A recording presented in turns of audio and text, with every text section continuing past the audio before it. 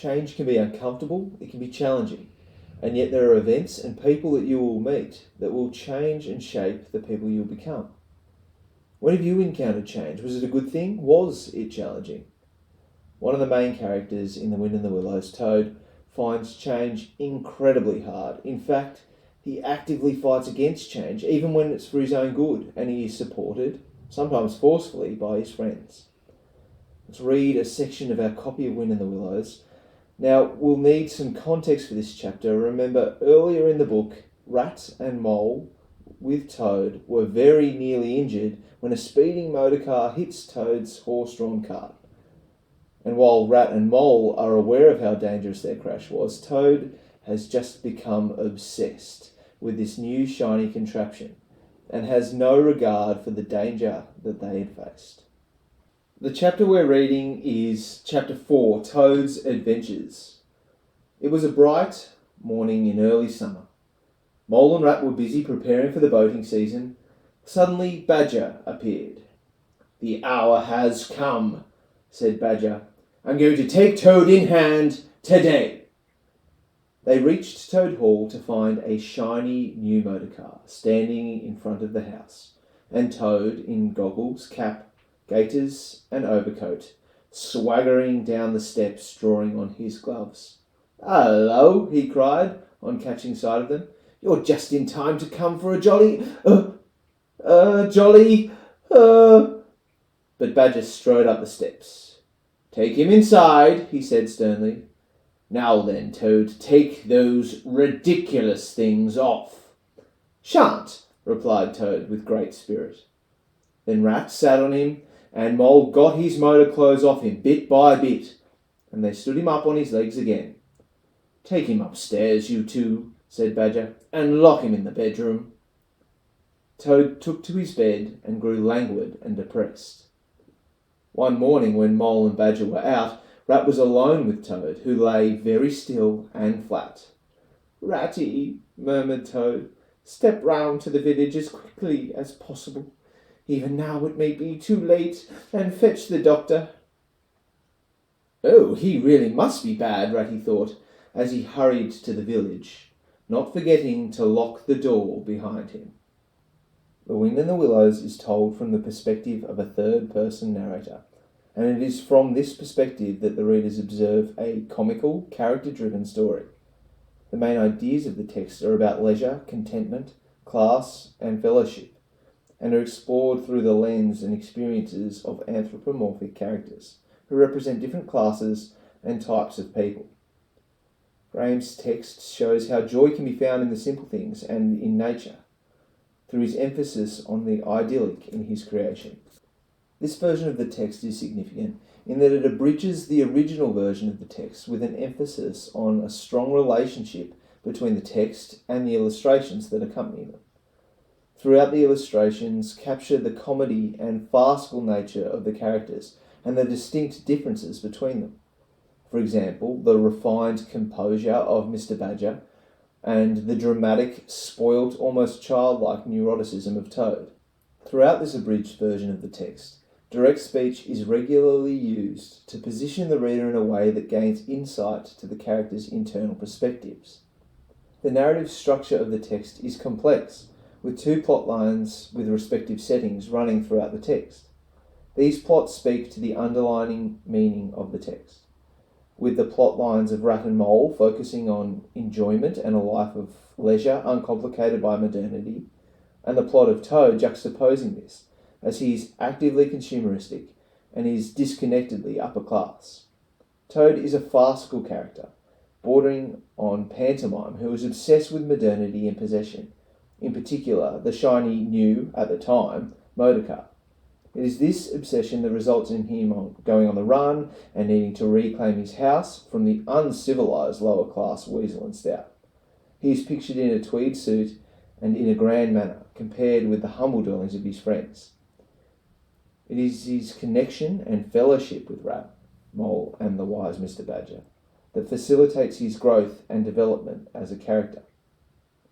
There are two settings within the text that are character-driven.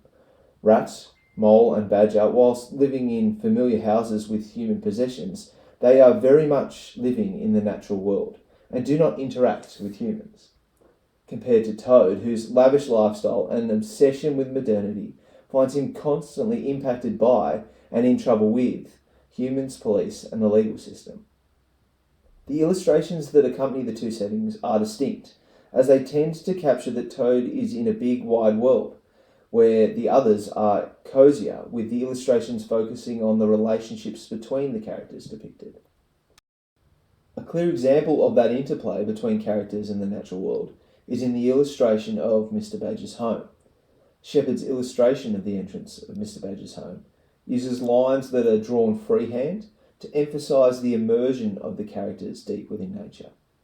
There is a clear contrast between the darkness of the image outside of the door and the warm yellow light of the inside.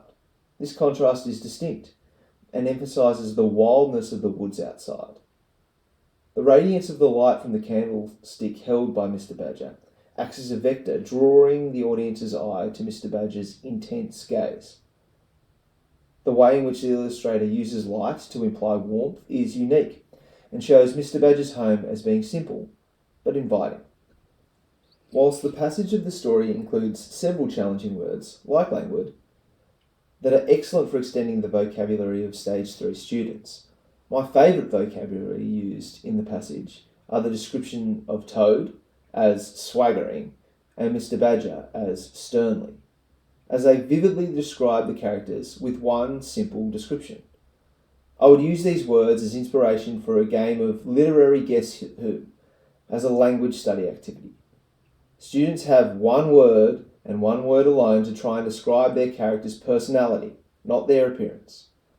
The students with the fewest turns to accurately describe their assigned character to their partner wins.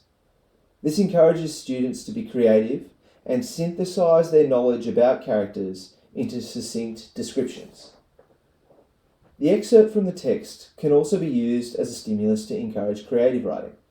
Stopping the story as we did as Rat locks the door behind him is an excellent introduction to a hypothetical next chapter of the story that the students can write. Some students may need explicit scaffolding, with suggested sections for them to write. For example, how does Toad escape? Where does he intend to go once he has escaped? How is he found again, and by whom? Finally, this text has excellent dramatic applications, where students can write and perform a script to develop oral skills. Students can pick a main character and write a short skit in groups about their adventure. For example, the adventures of Mr. Badger, the adventures of Mole. This activity presents a unique opportunity for differentiation, as students requiring extension could act as directors or lead script writers, and the teacher could encourage such students to focus on inverse stories from the perspective of the weasels, for example. Working in groups also provides the teacher with the opportunity to further support some students by asking specific and explicit questions about their character. For example, what kind of voice would Mr. Badger speak in? How do you know that? Why do you think Toad doesn't listen to his friends in your script? The plot of Wind in the Willows, in particular the way in which fellowship supports character to change and overcome adversity, has clear connections to The Hobbit. Thematically, the importance of nature and the ideas around contentment, greed, and modernity could also be examined. The abridged version of Wind in the Willows is of a length that makes it practical and achievable to be used alongside a class novel like The Hobbit, as passages can be revisited throughout to examine similarities. The emphasis on nature throughout The Wind in the Willows also makes a clear connection to the Romantic era of poetry and Robert Frost's The Road Not Taken. The concept of action and consequence is also consistent in both texts, meaning that it could be examined from the perspective of examining poetry or by focusing on character. This text has clear links with several different KLAs.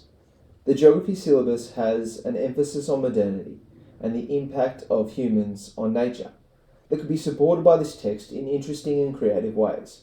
However, I would connect The Wind in the Willows to the PDHPE syllabus by focusing on resilience and the importance of empathy and relationships in navigating life's changes. The topic of change is an important lesson for students to learn and actively practice. And using literary examples is a fun and creative way of approaching a difficult topic with students.